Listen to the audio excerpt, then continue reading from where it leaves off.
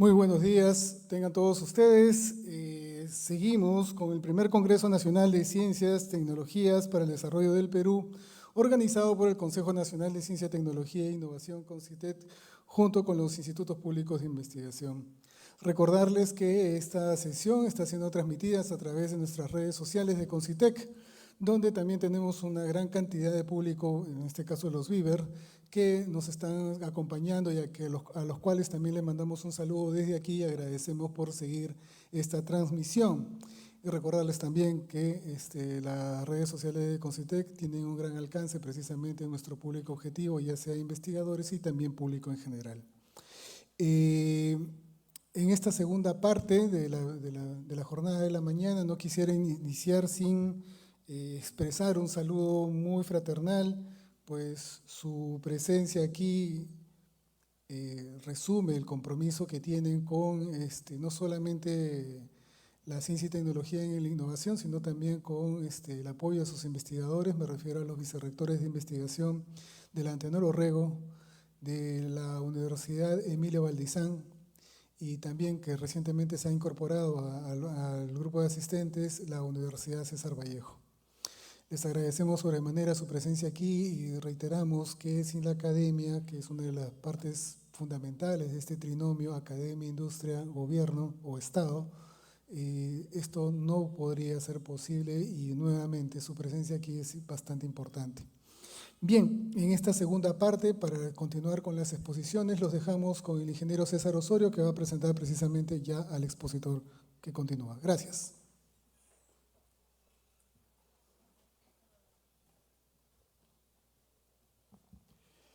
Gracias. Bien, continuamos con las exposiciones. Ahora tenemos la ponencia científica, integrando la investigación a la práctica. El caso de los bofedales altoandinos. Va a estar a cargo del señor Helder Malki, del Instituto Nacional de Investigación en Glaciares y Ecosistemas de Montaña. Adelante, señor Malki.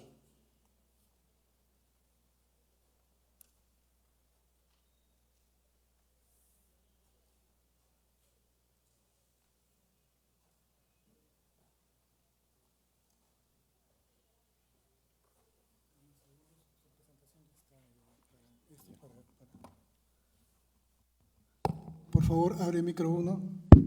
Ahora sí. Hola.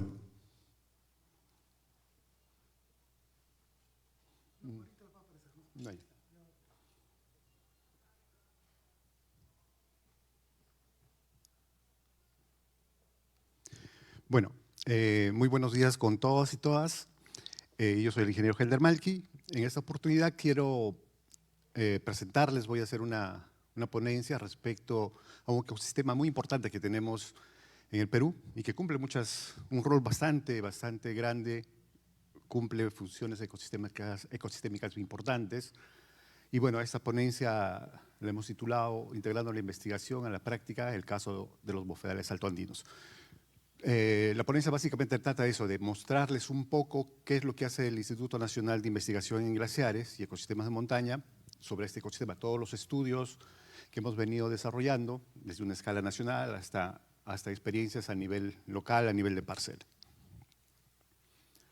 Bueno, entonces lo primero obviamente que hay que tener en cuenta y para poder continuar y se pueda entender un poco, digamos, de las investigaciones es entender qué cosa es un bofedal.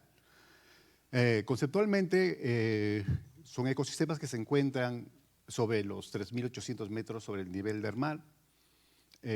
Presentan, como pueden ver, una topografía, especialmente que estos ecosistemas se asientan sobre suelos planos. Tiene una característica muy importante de la vegetación, que es de tipo hidrófila, y que puede ser muy densa, muy compacta, y pueden alcanzar tamaños desde 0.1 a 0.5 metros de altitud. Con respecto al tema del agua también, son ecosistemas que permanentemente están inundados o saturados de agua, lo que justamente les confiere el rol de ser un ecosistema que retiene, almacena mucha agua. Y obviamente tiene también suelos característicos, como por ejemplo suelos orgánicos, que en este caso toman la denominación de turba. Al ser un ecosistema importante, también ya cumple varios beneficios. Los beneficios que tiene el ecosistema van son áreas de pastoreo, entonces proveen de mucho forraje. Al tener esta gran cantidad de estos suelos orgánicos, en muchos casos muy profundos, también se constituyen en grandes almacenes de carbono, ya habíamos comentado, también almacenan también una gran cantidad de agua y pueden servir también de áreas para turismo, por la belleza paisajística que puedan brindar estos ecosistemas. Pero al mismo tiempo que nos brindan varios beneficios, también hay varias amenazas que se dan sobre estos ecosistemas. Obviamente el sobrepastoreo. Son zonas de pastoreo, como decía inicialmente, pero un pastoreo no gestionado, no sostenible, es una de sus principales amenazas, ¿no? Definitivamente el cambio climático, una práctica que se suele hacer mucho, que es la extracción de turba también, cambios en la calidad del agua. Normalmente siempre hay una conexión del bofedal entre, si estamos hablando de una cuenca glaciar, hay una conexión bastante fuerte entre la dinámica glaciar y el ecosistema bofedal que se encuentra más abajo. Y como consecuencia del retroceso glaciar que se vive actualmente, también se genera muchas veces drenajes ácidos de roca y que estos pueden influenciar, digamos, en las condiciones naturales del bofedal. Entonces, por eso, una de las amenazas es los cambios en la calidad de agua. El cambio en el régimen pluviométrico, por ejemplo, altera también estas funciones hidrológicas y se suele hacer, y hay muchos bofedales que tienen este problema, que hay infraestructura que a veces los cruza, se construyen represas también y obviamente dentro de lo que podían ser servicios culturales, ecosistémicos culturales, también un turismo no planificado que puede alterar estas funciones normales del ecosistema. Acá lo que pueden ver al lado izquierdo en la imagen, donde está el mapa del Perú, pueden ver unas barras que más o menos nos indican cómo se encuentra distribuido este ecosistema a lo largo del país, latitudinalmente. Vemos que en la parte norte obviamente hay áreas de bofedal menores y la mayor cantidad de bofedales se encuentran en la parte sur del país, ¿no? Había mencionado inicialmente que se caracteriza por tener una vegetación muy característica. Entonces, básicamente esta es la clasificación de vegetación que podemos encontrar. Encontramos bofedales que pueden ser de gramíneas y graminoides. Los más comunes son aquellos que tienen cojín o son de tipo alfombrado. Y en la parte norte, básicamente en la zona de páramo, lo que encontramos son bofedales de musgos. Entonces, esta es un poco la distribución digamos, o la tipificación de la vegetación a nivel nacional. Bien, nosotros como esfuerzo en el Instituto Nacional de Investigación en Glaciares y Ecosistemas Montañas desarrollamos y publicamos en 2023 el primer inventario nacional de bofedales. Justamente la finalidad de este inventario ha sido ubicar y cartografiar este ecosistema. Para eso se ha utilizado información satelital, se ha hecho también trabajo de campo para determinar lo que vienen a ser las firmas espectrales para poder diferenciar este ecosistema de otros, ¿no? Acá tenemos las firmas espectrales, como pueden ver también, diferenciando un poco el tipo de vegetación, como decía, por ejemplo, la Disticha muscoide, el Calamagrostis, si es un suelo desnudo, cuerpos de agua, que eso se ha trasladado a las bandas del Sentinel-2 y nos ha permitido cartografiar, vuelvo a repetir, los bofedales a nivel nacional.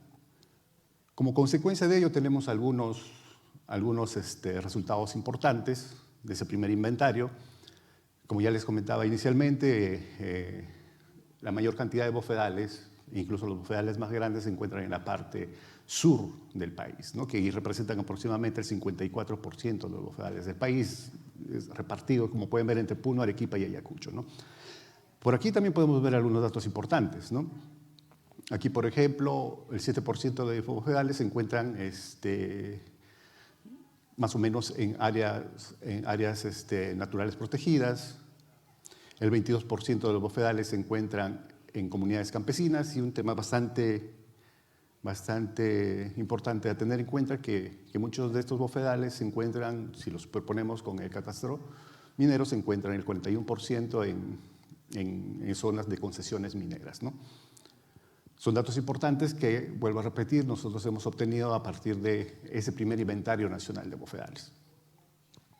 Ya desde el año pasado, desde el 2024, bueno, primero es importante comentarles que como una actividad misional del INAIGEM, y que está en nuestra ley de creación, es hacer el inventario nacional de bofedales cada 5 años.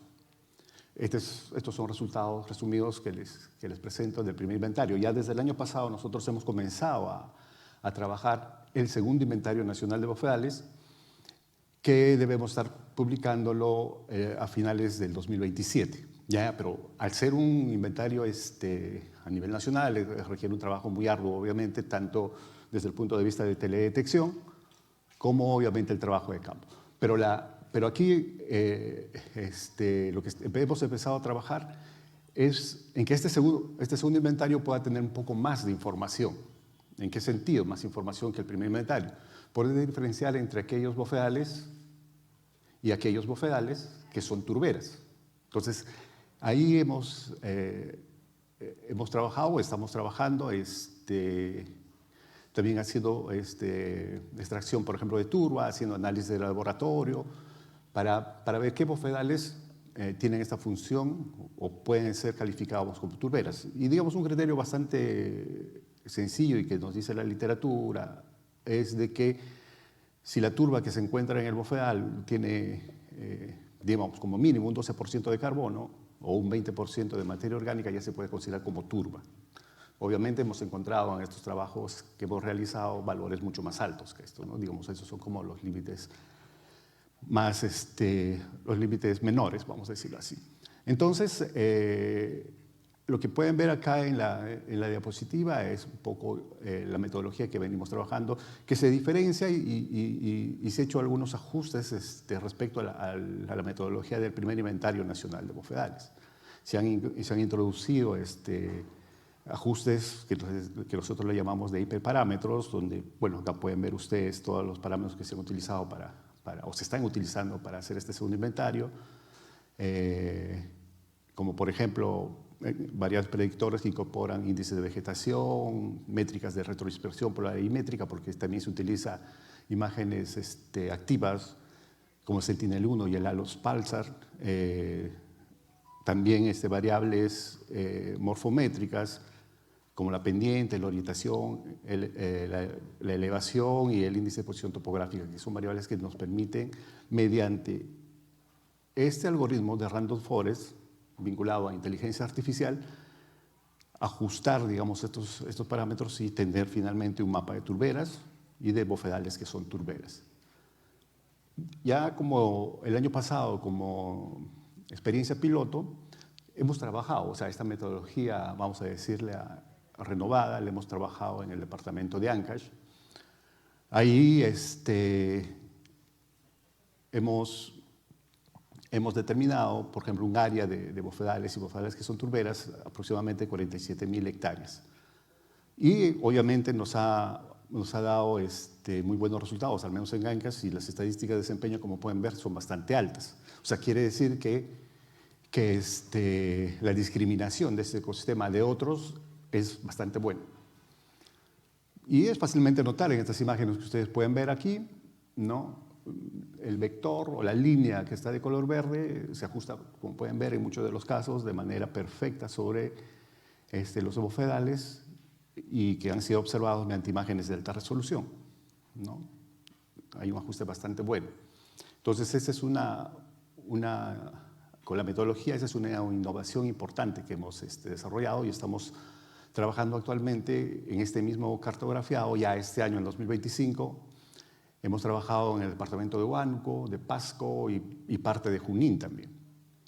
Y de esa manera estamos ajustando y robusteciendo el modelo para, vuelvo a repetir, poder tener para el 2027 ya el documento del segundo inventario publicado y que incorpora otra información que, vuelvo a repetir, tiene que ver con el tema de turberas, de la vegetación asociada al bofedal.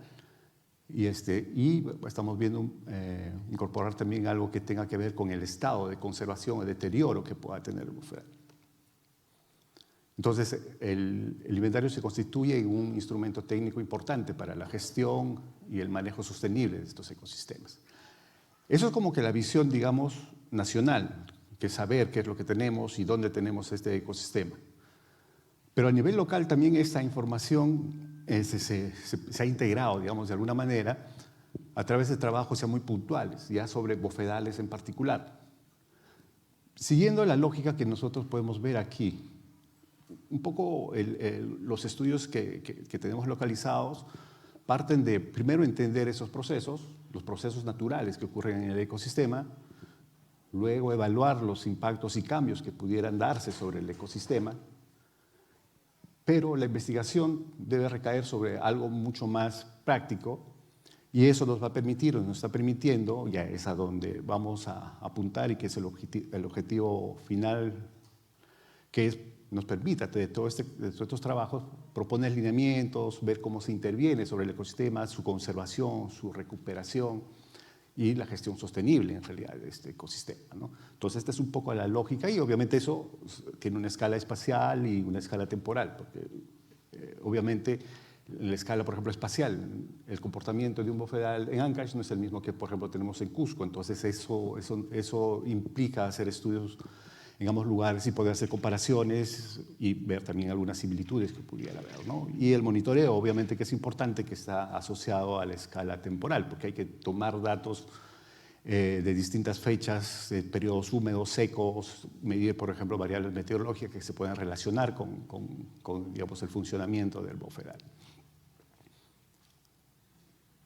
Entonces nosotros tenemos en el INAIGEM 3 sitios donde estamos estudiando bajo esa lógica que les he comentado. Aquí podemos ver el bofedal de Chicocococha, que está en Ancash. Tenemos el bofedal de Coricalis en Cusco y un bofedal llamado La Rinconada, que es aquí en Lima, ¿no? Donde se sigue la misma lógica, ¿no? La misma lógica de entender procesos, entender los impactos que genera modificación a esos procesos y obviamente al entender esto, eso nos va a permitir generar lineamientos para su conservación, el uso adecuado a estos ecosistemas que son muy importantes, como ya veíamos inicialmente desde el punto de vista de regulación, almacenamiento de agua, almacenamiento de carbono, etc. Entonces acá voy a detallar un poco de la experiencia que hemos desarrollado en el bofedal de Ancash y, digamos, respondiendo, fue uno de los primeros pasos que hicimos y fue responder esa simple pregunta, ¿no? ¿Cómo es la hidrología del bofedal y su capacidad para proporcionar bienes y servicios, ¿no? Obviamente este trabajo parte de una generación de información cartográfica a través del levantamiento, por ejemplo, con dron, el estudio de la vegetación, obviamente, porque el estudio de la vegetación es importante para ver la condición que tiene el bofedal y esa condición va a determinar mucho de sus funciones y los procesos que ocurren dentro de este ecosistema. Obviamente, igual el análisis de la turba para ver la concentración de carbono, materia orgánica, y todo esto, por ejemplo, lo hemos integrado a un sistema de información geográfica que nos ha permitido todas estas variables, tanto físicas, geomorfológicas, de vegetación, integrarlo a un sistema de información geográfica y tener una cartografía en el cual podemos ver nosotros niveles de conservación o de deterioro del ecosistema, ¿no? Que van desde, digamos, zonas que están conservadas, digamos, con cierto grado en amarillo, con cierto grado de degradación y obviamente las zonas mucho más degradadas que se puede ver en color rojo, ¿no? Estos análisis iniciales nos permiten, digamos, llegar a eso. Lo que podemos observar también aquí en este pequeño gráfico, aquellos puntos que son piezómetros que se han instalado para ver un poco la dinámica del agua dentro del ecosistema. Y aquí podemos ver varias cosas que salen justamente de ese monitoreo.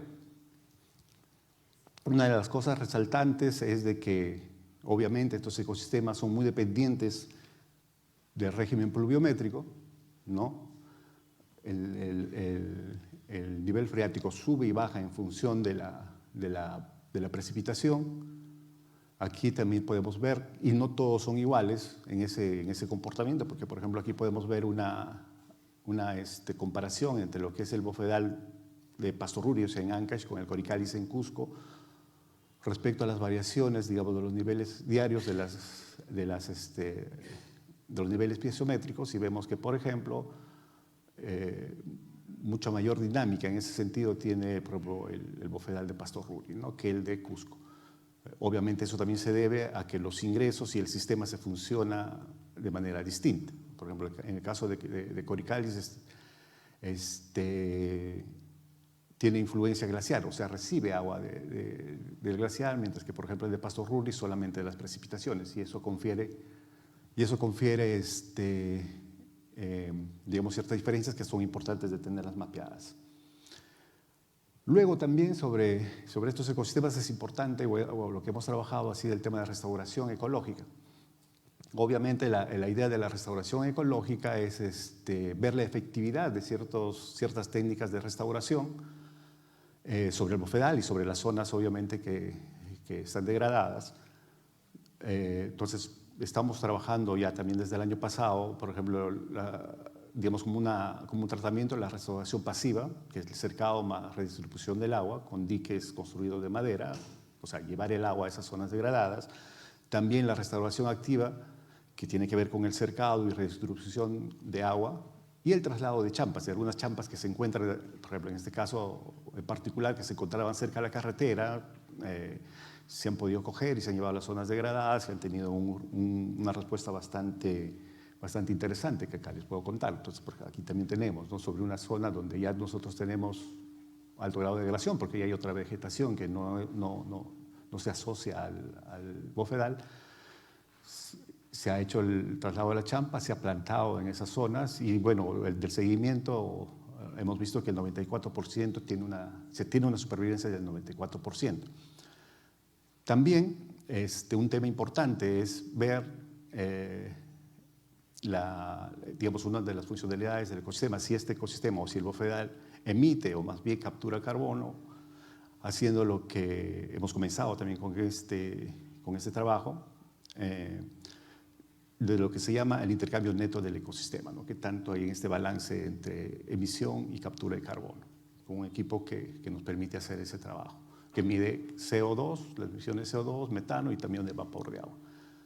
A nivel de laboratorio, igual en el tema de restauración, hemos trabajado la propagación de Distecha muscoides a partir de semillas, también teniendo algunos resultados importantes en el laboratorio del 90%, por ejemplo, ¿no?, que ya van a ser trasladadas a un invernadero donde posteriormente de eso podría ir, en función de las respuestas que tengamos, podrían ir a campo ya, ¿no? Entonces también el tema de la germinación o propagación ha sido muy importante. Y como desarrollo tecnológico, ustedes ven en esta foto, tenemos un piezómetro de bajo costo que también ha sido desarrollado en el INAIG.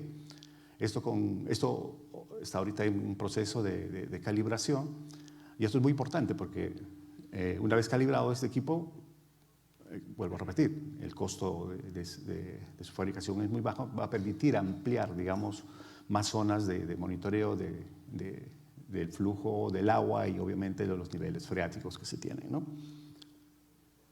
Entonces, ya para terminar, algunas conclusiones muy rápidamente. Entonces, estos estudios integrales, desde la escala nacional hasta la local, generan evidencia necesaria para una gestión sostenible de este ecosistema.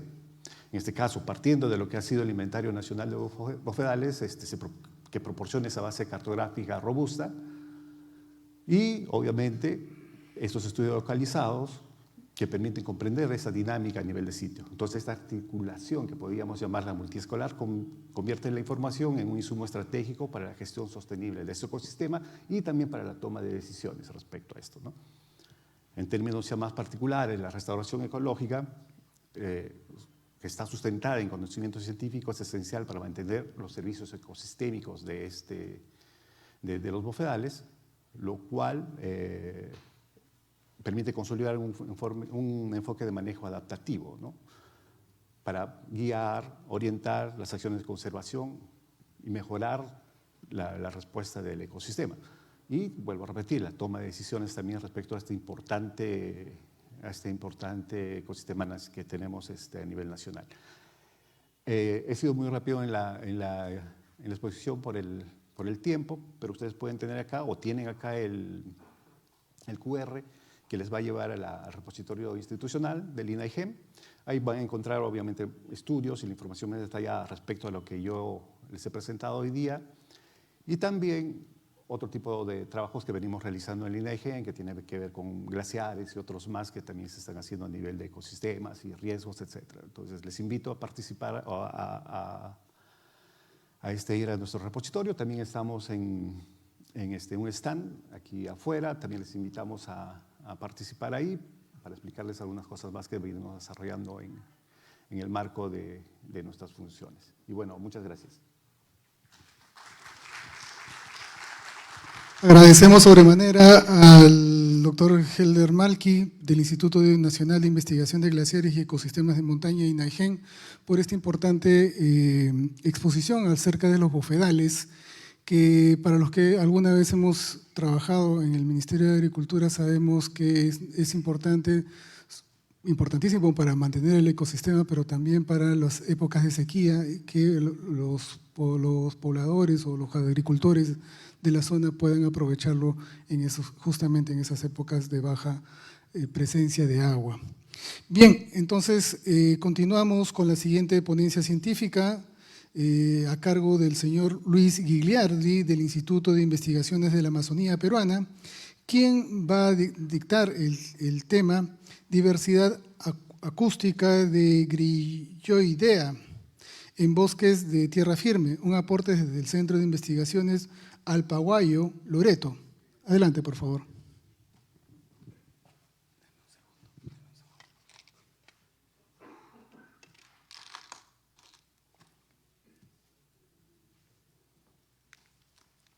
¿El rojo es puntero? No está funcionando. Ah, ok, es adelante y atrás.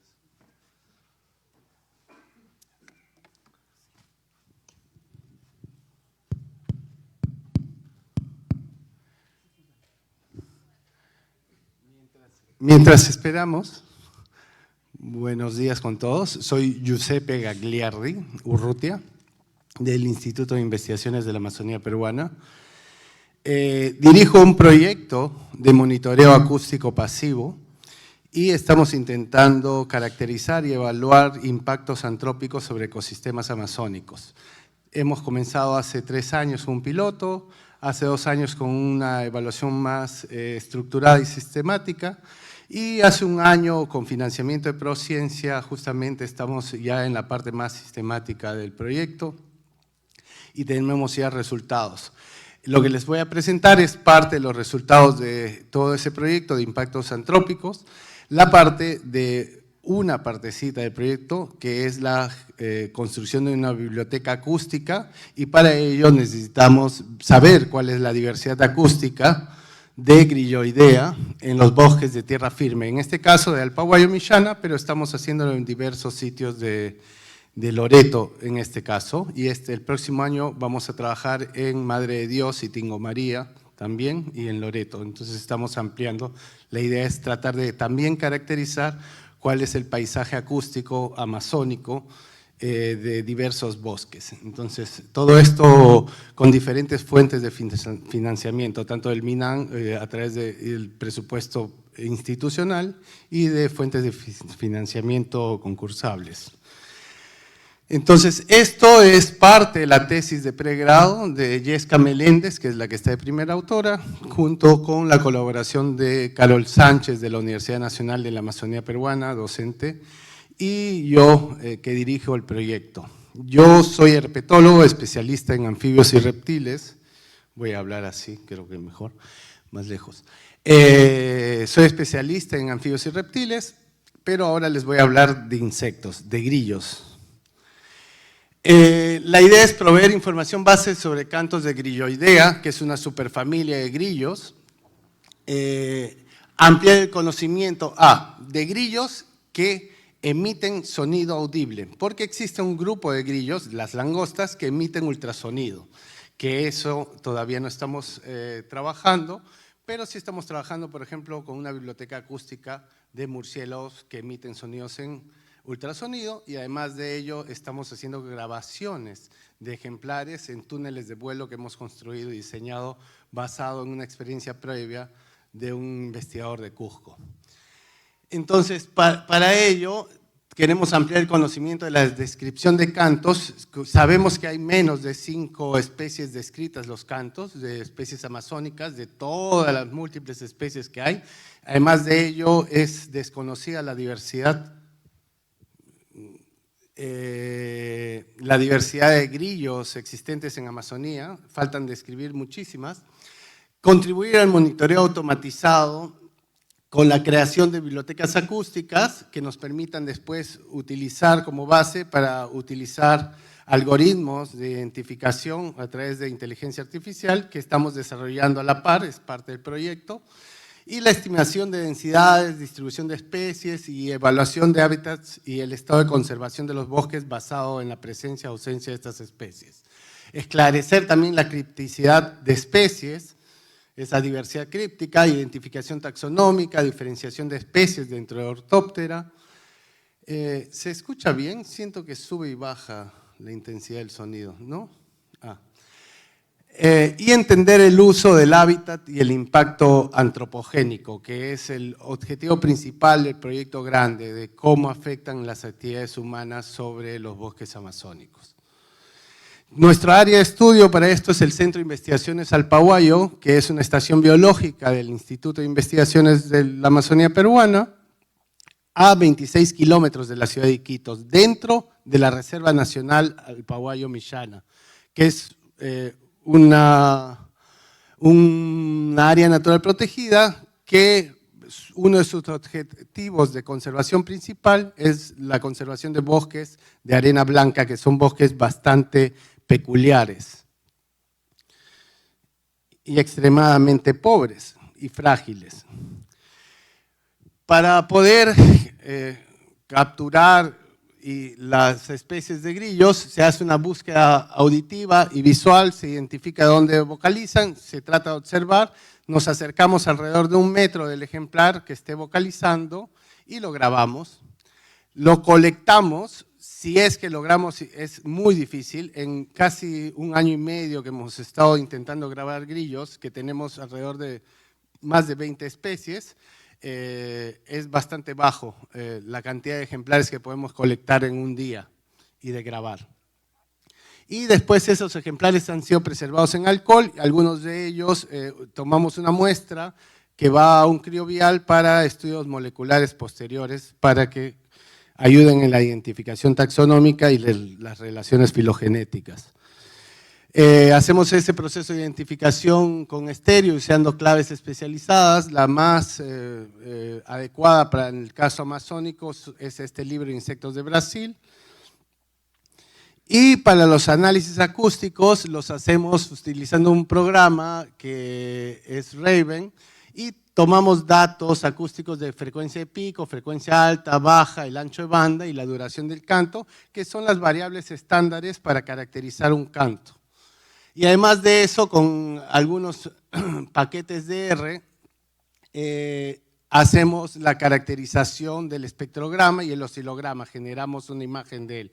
Y a continuación les voy a mostrar resultados de la diversidad acústica que hemos encontrado, tanto acústica como de especies, ¿no? Porque hay algo que no les había comentado, y es que el canto es específico, especie específico, es decir, cada canto corresponde a una única especie y por eso nos sirve como carácter taxonómico para poder diferenciar.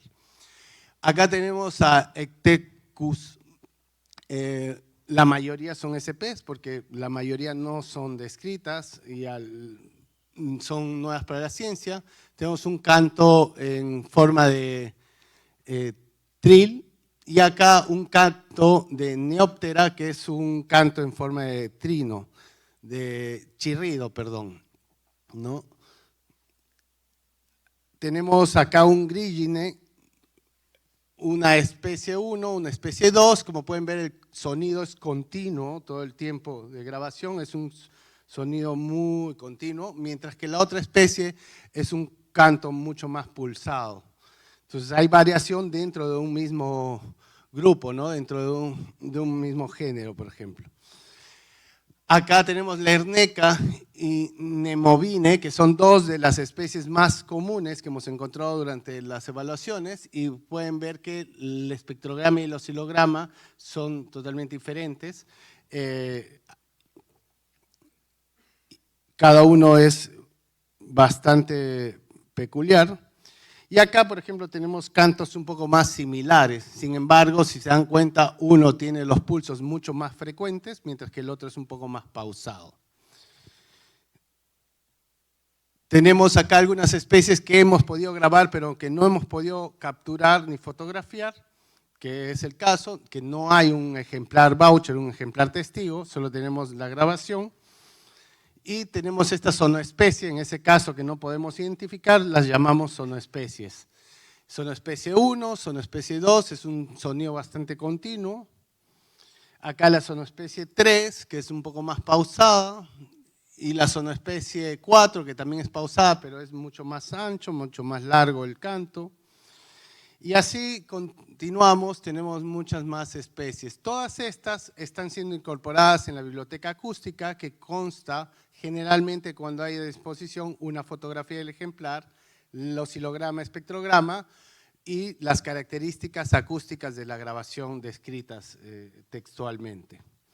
Y acá un canto. Como pueden ver en este último canto, la zonoespecie 8 es continuo, pero tiene una modulación del canto, es decir, que sube y baja la intensidad. Y acá una zonoespecie 9 y 10, para terminar la zonoespecie 11, que son las que tenemos hasta ahora bien identificadas y analizadas. Tenemos más de 20 especies, pero aún están en proceso de análisis. Entonces, esta es la abundancia relativa que hemos podido registrar hasta ahora. Nemovine tiene tiene siete grabaciones, 7 ejemplares capturados y grabados, mientras que las otras van en disminución hasta tener las que solo tenemos una grabación.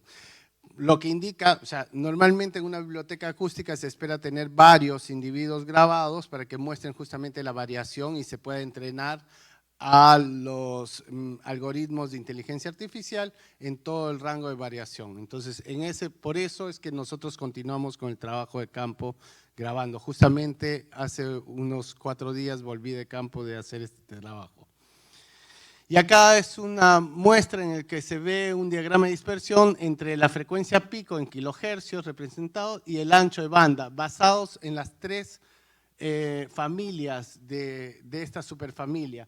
Y lo que se puede observar es que Phalangopside y Trigónide están bastante bien diferenciadas y tienen como un nicho acústico determinado, mientras que Grillide está bastante disperso. Y acá a nivel de las especies, y podemos ver que a nivel de especies hay una dispersión del nicho acústico bastante particular y no hay muchas repeticiones. Eso significa que cada especie tiene un nicho acústico bastante restringido, basándonos en la frecuencia de pico y el ancho de banda. Y acá también un PSA que te indica a nivel de las familias cuáles son las variables, si recuerdan esas 5 características acústicas que les mostré, haciendo un análisis. Esas son las que están ayudando a que se visualice de esa manera, ¿no? La frecuencia más baja, la frecuencia pico y la frecuencia más alta son los que arroja el análisis. Y en el caso a nivel de especies es lo mismo, ¿no? Pero hay igual una dispersión bastante. Acá se puede ver en este gráfico que efectivamente Phalangopside y Trigónide están bastante diferenciados, mientras que Grillide ocupa un rango mucho más variable, por ende involucra generalmente en todas estas características, en la frecuencia pico, la frecuencia alta y el ancho de banda, con una u otra familia. Sin embargo, entre Phalangopside y Trigónide es bastante determinante y puntual. Tienen una distribución bien marcada y no se superponen. Acá es mucho más claro en cuanto a la duración del canto. Los cantos son mucho más largos en Grillide, es decir, mientras que en los cantos de Trigónide son muy cortos, duran 0.1 segundos o menos, y de Phalangopside va de 0.1 segundos hasta pasado de 1 segundo. Entonces es un poquito más amplio el rango. Acá tenemos desde dónde vocalizan los grillos. La mayoría de grillos vocalizan desde las hojas. Sin embargo, hay un buen grupo de grillos que vocalizan desde el suelo. Y hay otro grupo que vocaliza foliofílico desde hojarasca, que está como arrugada, y ellos se esconden dentro de esas hojas y desde ahí emiten el sonido. Entonces es muy difícil dar con ellos muchas veces por ello, ¿no? Y asociados a cuerpos de agua solo tenemos 2 de ellos. Hay una distribución, por lo que se puede ver acá, es que es ocupan bastantes nichos ecológicos a nivel de microhábitat.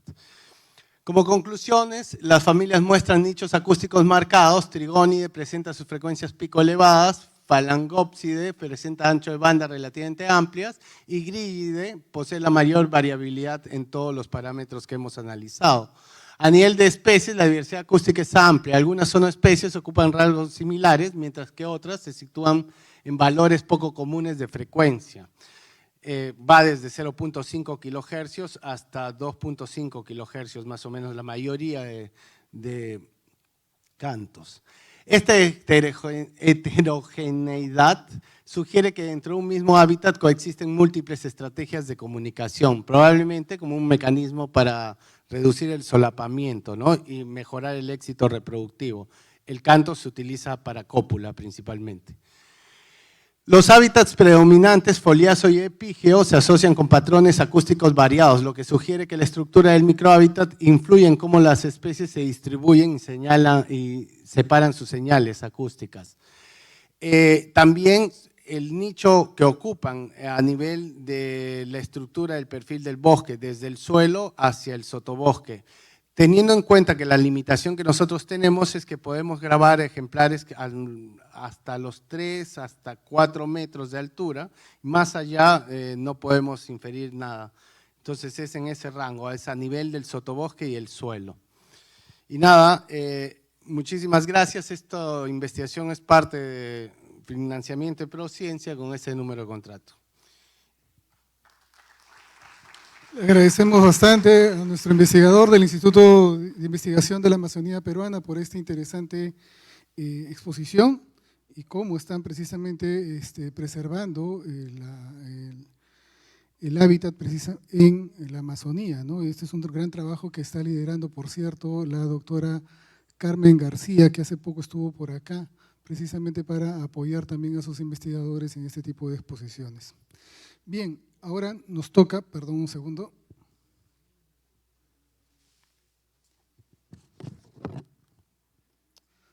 Nos toca presentar la ponencia magistral, ¿no? Esta estará acá, el tema de esta ponencia magistral es adaptación al cambio climático en los estudios de impacto ambiental, retos y oportunidades para el Perú. Esto estará a cargo de la doctora Juliana Becerra de la Universidad Nacional Mayor de San Marcos, a quien paso a mencionar precisamente. La doctora Juliana Becerra se ha desempeñado como viceministra de Gestión Ambiental del Ministerio de Ambiente de diciembre del 2022 a octubre del 2023. Durante el 2023 formó parte del Consejo Directivo de diversas instituciones claves como el Instituto Nacional de Calidad, el Instituto Nacional de Salud, y el Servicio Nacional de Certificación Ambiental para las Inversiones, SENACE. Su formación académica incluye un PhD en Ingeniería de Procesos por la École Centrale de París y una maestría en Ingeniería de Procesos, así como una maestría en Química con especialidad en Formulación y Química Industrial de la Universidad de Claude Bernard, Lyon, Francia. Además, es ingeniera química por la Universidad Nacional Pedro Ruiz Gallo del Perú. En su trayectoria profesional ha ocupado importantes cargos en el Ministerio de Ambiente, como directora de Calidad Ambiental y de Gestión de Residuos Sólidos, así como en el Organismo de Evaluación y Fiscalización Ambiental, OEFA, donde fue directora de Supervisión y de Evaluación. Actualmente es profesora principal y ha sido directora de la Escuela Profesional de Ingeniería Ambiental de la Universidad Nacional Mayor de San Marcos. Le invitamos a que pase por aquí, por favor. Un fuerte aplauso para ella.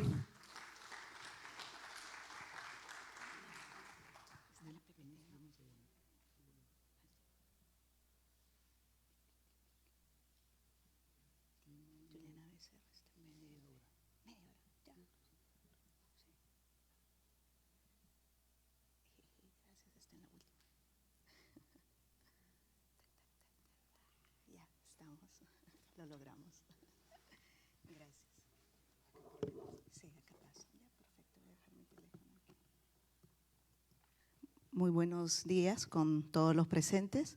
En esta oportunidad yo voy a abordar un tema más que importante en el Perú, como es la adaptación al cambio climático en los estudios de impacto ambiental, un análisis sobre los retos y oportunidades que tenemos en un país como el nuestro. Yo agradezco la oportunidad de presentar ese tema que considero importante, que considero crucial, porque justamente nosotros sabemos cuál es la realidad de nuestro país. Sabemos que el Perú es uno de los países más vulnerables ante el cambio climático. El cambio climático no es un problema lejano para el Perú.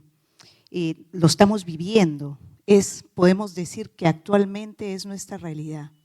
Por lo tanto, no podemos dejar de pensar en incorporar la variable climática en los estudios de impacto ambiental. Somos uno de los países más vulnerables, justamente de las 9 características de vulnerabilidad reconocidas por la Convención Marco de Naciones Unidas contra el Cambio Climático, nosotros justamente presentamos 7 de estas. Por lo tanto, es un tema que no debemos dejar de mirar con mucha atención, porque eso es lo que nos coloca en la primera línea de la lucha contra el cambio climático, ¿no? Entonces, adaptarnos ya no es opcional, es una cuestión, me atrevería a decir, de supervivencia y de cómo lograr el desarrollo sostenible, que es lo que finalmente todos queremos. Y es justamente en este contexto que los estudios de impacto ambiental pueden y deben integrar la variable climática.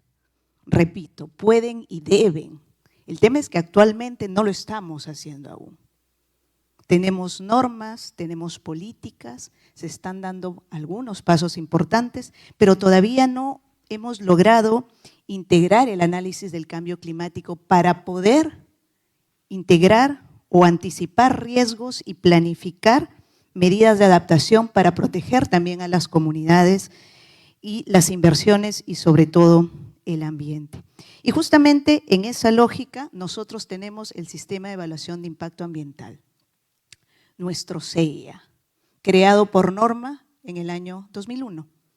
Han pasado muchos años de todo esto y es un sistema que fue concebido justamente para que sea una especie de filtro preventivo sobre los impactos ambientales que generan los proyectos de inversión que se desarrollan en nuestro territorio.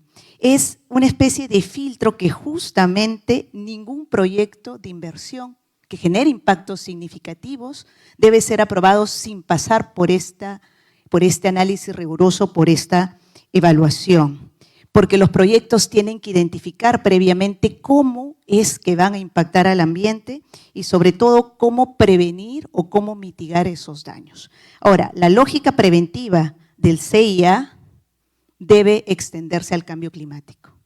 Ese es el trabajo que tenemos ahora justamente en el Perú. Si sabemos nosotros que un proyecto puede verse afectado por inundaciones, si sabemos que puede estar en un área donde el estrés hídrico es importante, entonces se tiene que pensar en adaptar y sobre todo diseñar medidas de manejo para esos contextos, ¿no?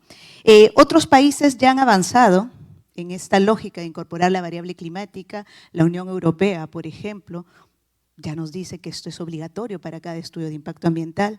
Propio Canadá, propio Estados Unidos, lo que han hecho es elaborar guías, pero que son más que nada voluntarias. Nosotros tenemos desde el año 2018 justamente una normativa peruana que es la Ley Marco sobre Cambio Climático y su reglamento, que permitió al país dar un paso firme. Este paso firme que nos dice que todo proyecto que pase por el sistema de evaluación de impacto ambiental tiene justamente que considerar la variable climática y que en consecuencia tiene que proponer medidas de adaptación y mitigación. Esto lo dice la ley, esto es obligatorio, y para eso la certificación ambiental ahora tiene que evaluar cómo el proyecto va a enfrentar los impactos climáticos, por un lado, y por otro lado, cómo va a contribuir a reducir las emisiones que genera. Pero eso es lo que dice la norma, lo que dice la ley, pero esto hay que implementarlo en el país. Hay que elaborar lineamientos, hay que elaborar guías y sobre todo pasar a la acción al momento de la evaluación. La pregunta es, ¿estamos listos para hacerlo? ¿Las normas son obligatorias o simplemente nos vamos a quedar en lo voluntario?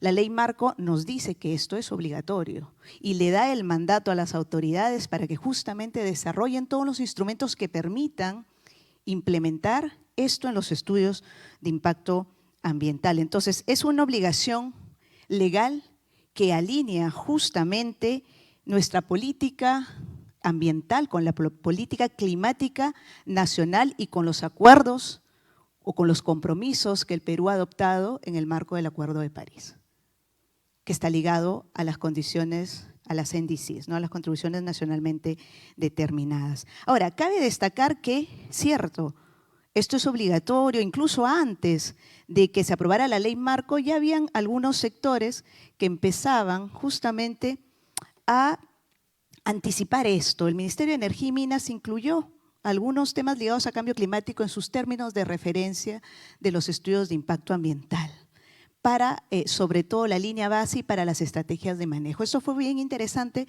porque sentó un precedente. Si bien no había guías detalladas, algunos ministerios empezaron a dar estos primeros pasos importantes. Y en los últimos años se han ido creando herramientas técnicas para integrar el cambio climático. Justamente han dado ya pasos concretos. En el año 2023, el Ministerio del Ambiente plantea la Guía de Estrategia de Manejo Ambiental. ¿Qué significa esto? Y ahí incorpora la variable climática y nos dice que se debe identificar vulnerabilidades climáticas y medidas correspondientes dentro de la estrategia de manejo ambiental, ¿no? Es decir, que cuando un proyecto prepara su plan de manejo o su estrategia de manejo ambiental, es decir, las medidas para prevenir, para mitigar y manejar impactos, ahora tiene que tener orientaciones claras de cómo incluir acciones frente al cambio climático. Esto se plantea en el año 2023 en agosto. Por otro lado, SENACE, más que nada, ha preparado un documento técnico con lineamientos de aplicación voluntaria. ¿Por qué? Porque sí hay titulares que empiezan a interesarse en el tema y a preguntar cómo es que yo voy a incorporar justamente, cómo voy a analizar los riesgos climáticos y cómo voy a proponer medidas de adaptación en los estudios de impacto ambiental detallados. Entonces, son directrices voluntarias, te explica básicamente por qué es importante incorporar la adaptación y cuáles son los beneficios que esto trae a los proyectos de inversión.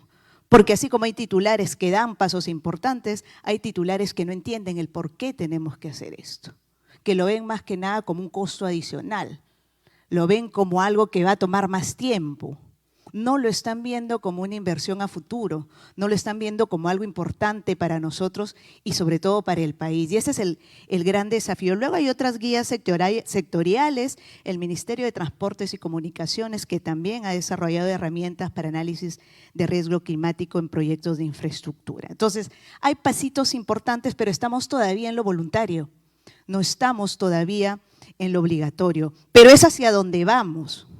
Vamos hacia la estandarización obligatoria, ese es el avance progresivo. Se han propuesto lineamientos de adaptación y mitigación para incorporarlos en el sistema de evaluación de impacto ambiental, pero se ha quedado aún en prepublicación, no es una norma que se ha aprobado.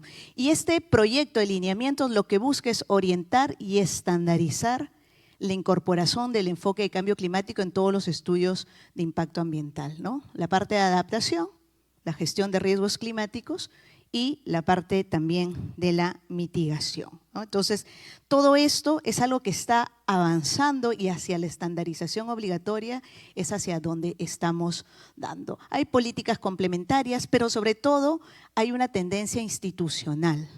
Estamos pasando de lo voluntario hacia una estandarización obligatoria. Ese es el camino que se va a tener. Es decir, que la adaptación del cambio climático va a dejar de ser algo extra para volverse un componente obligatorio y sobre todo que tiene que ser evaluado rigurosamente en cada estudio de impacto ambiental con criterios unificados, porque eso es lo que justamente se hace. Pero veamos también cómo incorporar el cambio climático en los proyectos de inversión, porque creo que ese es el gran desafío. Y el primer paso para integrar el cambio climático, justamente un EIA, es mirar el contexto. Eso es lo primero, el contexto climático del proyecto, hacer un análisis de riesgo climático, pero eso también pasa por hacer una línea base ambiental climática, porque lo que se hace ahora es una línea base física, una línea base biológica, una línea base social, pero ahora hay que hacer una línea base ambiental climática. Toda la información histórica, los escenarios futuros en el área de influencia, determinar realmente cómo estamos en este punto, ¿no? Hacer el análisis de riesgo climático, identificar qué amenazas climáticas relevantes estará afectado este proyecto y evaluar la vulnerabilidad del sistema. Eso es un punto importante, analizar la vulnerabilidad intrínseca del proyecto frente al clima, es decir, qué componentes del proyecto podrían ser afectados por eventos climáticos. Pero también se recomienda, y en esta lógica, utilizar herramientas y fuentes que son importantes, ¿no?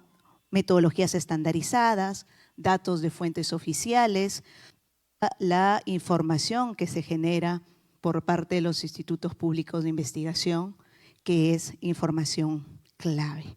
Pero también otro tema que voy a detallar tal vez un poco más en las siguientes láminas es cómo nos apoyamos en la ciencia peruana, en las investigaciones que se están presentando, por ejemplo, en este congreso y toda la información que genera en nuestros institutos de investigación. Todo eso se tiene que documentar, pero además, si estamos hablando de evaluación de impacto ambiental y sabemos que son las autoridades las que llevan a cabo ese trabajo, la pregunta creo importante es, ¿las autoridades cuentan con equipos especializados y dedicados para hacer esta labor? Y creo que en este momento las autoridades no necesariamente cuentan con esos equipos especializados, que tengan el conocimiento de incorporar toda la variable climática dentro de los proyectos de inversión. Entonces, un especialista, por ejemplo, en riesgos climáticos podría ser muy interesante de integrarse a un equipo de evaluación de impacto ambiental para poder interpretar los modelos y traducirlos a riesgos concretos para un determinado proyecto, ¿no? Ahora, sin duda, algo interesante que se viene dando acá en el Perú son algunas buenas prácticas que algunas empresas han empezado a trabajar, ¿no? Son muy pocas, pero es interesante, ¿por qué? Porque muestra que hay un interés creciente. Recordemos que estamos en lo que es voluntario. Cuando pasemos a la obligatoriedad, el escenario va a ser completamente diferente. Pero así hay empresas que, por un lado, empiezan justamente a pensar de que esto es una inversión a futuro. Cierto, los pasos son pequeños, sí, pero hay quienes ya han empezado. Y eso es lo que hay que poner en valor, eso es lo que hay que mostrar. Y seguramente hay más ejemplos que yo no estoy mostrando en esta lámina, pero hay que incluir la adaptación y que esto no sea visto como un trabajo extra, con algo que es simplemente un costo adicional, sino que lo veamos realmente como una inversión a futuro. Y ese es el gran trabajo que nosotros tenemos, porque cada proyecto que empieza a adaptarse y empieza a incorporar la variable climática de manera plena es un proyecto que va sumando a los compromisos que el Perú tiene en el ámbito de la Convención Marco sobre Cambio Climático, ¿no? Entonces, eso es interesante porque si nosotros tenemos infraestructura resiliente, eso puede ahorrarnos millones al Perú, a las empresas también que invierten en diferentes proyectos de inversión. Entonces, hay mucho por hacer. En la presentación previa se hablaba de que el 41% de los bofedales están en concesiones mineras. Entonces, hay datos muy interesantes que vale la pena que se puedan identificar y que se puedan poner en valor, porque si logramos integrar la adaptación, es posible crear sinergias y esto sea un ganar-ganar, esto sea un win-win, que las empresas puedan reducir sus riesgos operativos, pero ganar también en licencia social, que haya un beneficio para las comunidades. Entonces, hay muchos desafíos y sobre todo cada sector tiene una oportunidad para innovar. Tenemos al sector minero, tenemos al sector de transportes y comunicaciones con todos los proyectos de infraestructura, el propio sector vivienda. Entonces, hay una oportunidad grande para la innovación también. Sin embargo, en este camino de pasar de lo que es voluntario a lo obligatorio, hay muchos vacíos y muchos desafíos para lograr que la integración de la variable climática realmente es efectiva. No todo es color de rosa aún, porque hay que dar esos pasos que son sin duda importantes, ¿no? Primero es lo complejo y lo multifactorial que es la temática climática, ¿no?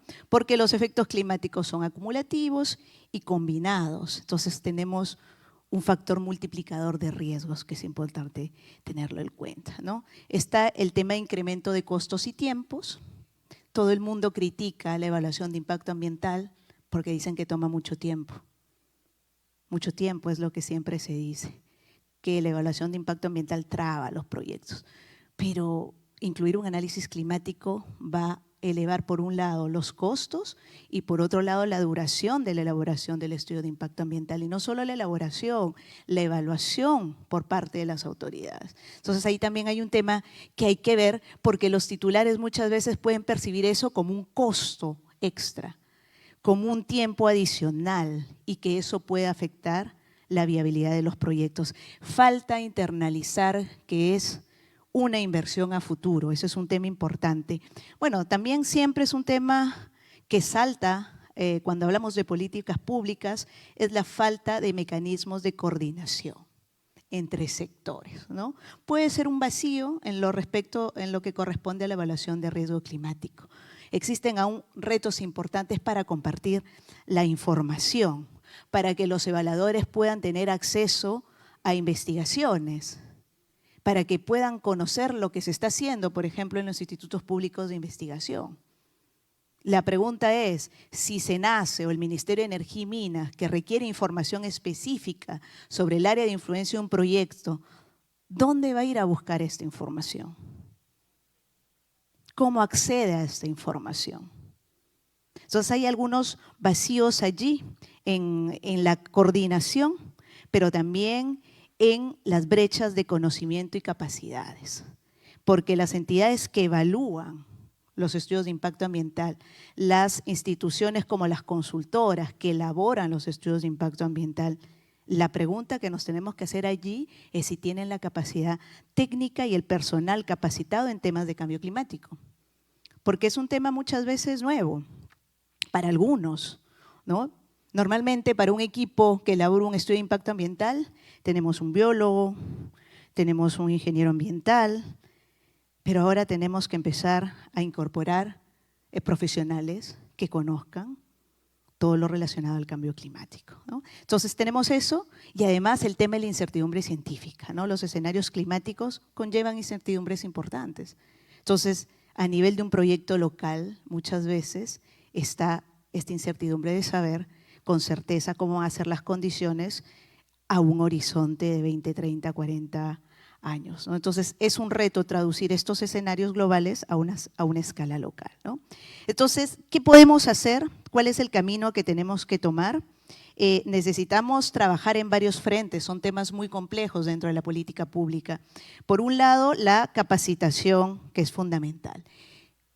Equipar al capital humano, que se encarga, por un lado, de la elaboración de los estudios de impacto ambiental, por otro lado, de la evaluación de estos por parte del Estado. Eso es un tema importante. Imaginémonos que los organismos del Estado a nivel nacional tienen que empezar a capacitar a su personal, pero también las instituciones regionales, que también tienen equipos que evalúan los proyectos de inversión en el marco del sistema de evaluación de impacto ambiental. Entonces, allí hay que trabajar un poco en esto también, y esto no ocurre de la noche a la mañana, sin duda. Segundo, hay que conformar equipos multidisciplinarios también. Ya no basta el biólogo, ya no basta el ingeniero, ya no basta el antropólogo, el sociólogo, ahora necesitamos el especialista climático, ¿correcto? Necesitamos el hidrólogo de cabecera. Entonces hay que trabajar todo esto también, pero también los datos climáticos, la ciencia accesible, la ciencia participativa. Entonces, nuestros estudios de impacto ambiental van a ser tan buenos en función de la información en la cual se basen. Si nosotros no tenemos información, los estudios probablemente no tengan la robustez y esa información que es clave para incorporar plenamente la variable climática. Entonces, ahí también hay que trabajar para ver cómo se pueden acceder a esos datos climáticos, sobre todo a toda la información que el propio Estado y los institutos de investigación y la academia peruana genera en torno a este tema, ¿no? Está el tema también de financiamientos e incentivos. Integrar el cambio climático tiene que verse como una inversión, no únicamente como un gasto, pero a veces se necesita que se impulse, se necesita decisión política para justamente se puedan gestionar estos recursos, para que se puedan hacer evaluaciones en el ámbito de las áreas de influencia donde estos proyectos de inversión justamente se van a desarrollar. Porque cuando el sector privado vea que hay un beneficio para ellos, sin duda son los primeros que se van a inclinar para que esto realmente se incorpore plenamente. Y también otro punto importante son las herramientas y las guías metodológicas, ¿no? Esto ya tiene que ser en un futuro, yo espero muy cercano, deberían ser manuales o guías que sean de uso cotidiano, que no se vea todavía como algo lejano, sino que sea realmente un tema que en el día a día se vaya utilizando y que cada sector productivo o extractivo conozca e incorpore plenamente estos temas con ejemplos concretos, sin duda, para facilitar su aplicación. Aprendizaje y difusión de buenas prácticas. Qué importante es compartir la información, qué importante es compartir la ciencia, el conocimiento que se genera en nuestros institutos públicos de investigación, porque no partimos de cero. Hay información que se genera en nuestro país. El tema es cómo esa información llega hacia los que toman decisiones y hacia los que evalúan los estudios de impacto ambiental, pero si doy un pasito hacia atrás, hacia aquellos que elaboran los estudios de impacto ambiental. Entonces, ahí hay un desafío importante de cómo difundimos las buenas prácticas, difundimos los estudios, cómo colaboramos con las comunidades locales también en el monitoreo de medidas de adaptación, si ya pasamos justamente a implementar las estrategias de manejo ambiental en el marco de los proyectos de inversión, y también todo el fortalecimiento institucional. Todo este trabajo que aún está pendiente, esa transición entre lo voluntario y lo que es obligatorio. Y para concluir, yo quiero enfatizar una imagen global. El cambio climático en realidad es un desafío ineludible, yo creo, en este momento, pero también es un reto. Y para nosotros tiene que ser una oportunidad para anticiparnos, porque la adaptación en este momento no es opcional. Tenemos que verlo como estrategia, es algo estratégico. El cambio climático que nos está respirando en la nuca, nosotros somos un país muy vulnerable al cambio climático, nos está imponiendo nuevos riesgos. Por lo tanto, con la mirada del sistema de evaluación de impacto ambiental, que es una mirada netamente preventiva, tenemos que incorporar estos criterios dentro de los procesos de evaluación. Y el CIA, que es un sistema que tiene más de 20 años, porque se creó en el año 2001, tiene también que evolucionar, lo está haciendo, está pasando de un enfoque netamente tradicional a uno que ya está incorporando la dimensión climática.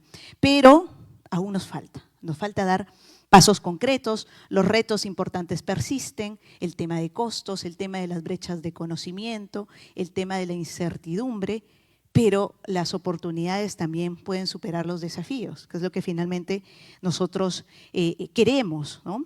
Esos proyectos que incorporen la adaptación y sin duda también la mitigación, que van a poder abonar en este camino del desarrollo sostenible con proyectos que finalmente, y eso es lo que creo que uno espera, que no generen conflictividad, que trabajen de la mano con las comunidades, pero sobre todo que nos ayuden a cumplir con los compromisos internacionales. Entonces, hay una tarea importante aún de seguir invirtiendo en capacitación y recursos técnicos, porque es la única manera de fortalecer un sistema de evaluación de impacto ambiental que muchas veces es muy cuestionado y que muchas veces es muy criticado por los tiempos, justamente, o porque algunas veces es percibido como un sistema que no necesariamente incorpora la rigurosidad que tuviera. Entonces, cada estudio de impacto ambiental con enfoque climático es un paso adelante para tener un Perú más preparado y un Perú menos vulnerable. Entonces, recordemos que con proyectos resilientes podemos asegurar un futuro seguro para el Perú. Gracias.